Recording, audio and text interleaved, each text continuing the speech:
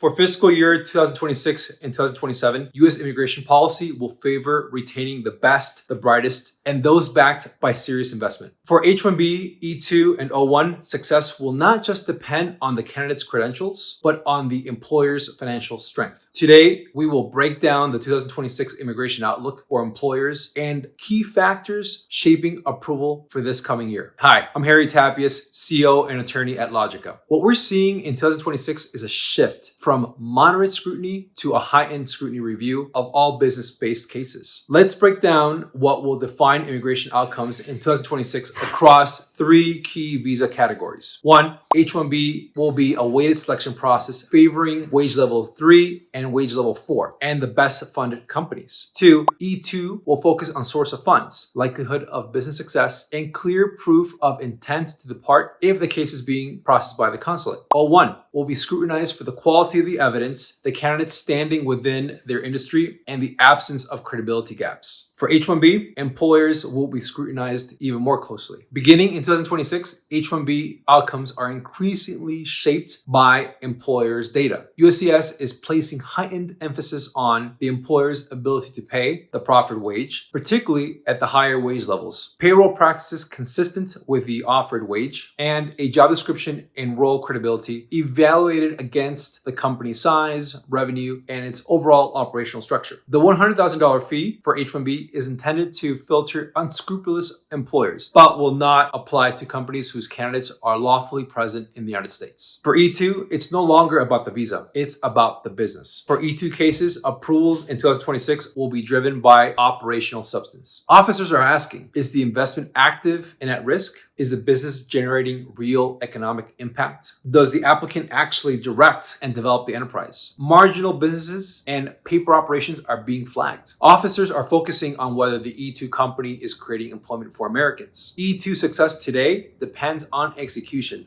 not merely your intention. O-1 will have a higher bar, which will require a stronger strategy. O-1 adjudications are becoming more selective, but not impossible. The issues we see most often is not lack of talent, but weak positioning of the candidate. In 2026, officers are looking for clear industry recognition, not mere generic achievements. Independent validation, not employer-only narratives. A coherent career arc that explains why this talent matters now in the US market. O-1 cases are being decided both on narrative quality as much as evidence volume. Across all visa types, one trend is clear. HR decisions affect immigration outcomes. From job titles to salaries to remote work policies and reporting lines are all being cross-checked against our filings. When human resources, payroll, and immigration strategies are not aligned, denials are more likely to happen. Employer action plan for 2026. We need to audit payroll and immigration filings together. Validate the role structure before sponsoring talent. Prepare financials assuming heightened scrutiny. Align human resource policies with immigration risk management. Conclusion. In 2026, immigration is no longer a matter of just paperwork. It is a business credibility test. Employers who plan early and structure correctly gain a real competitive edge. Click the link below and review your immigration strategy with our legal team at Loigica. Do it before USCIS reviews it for you.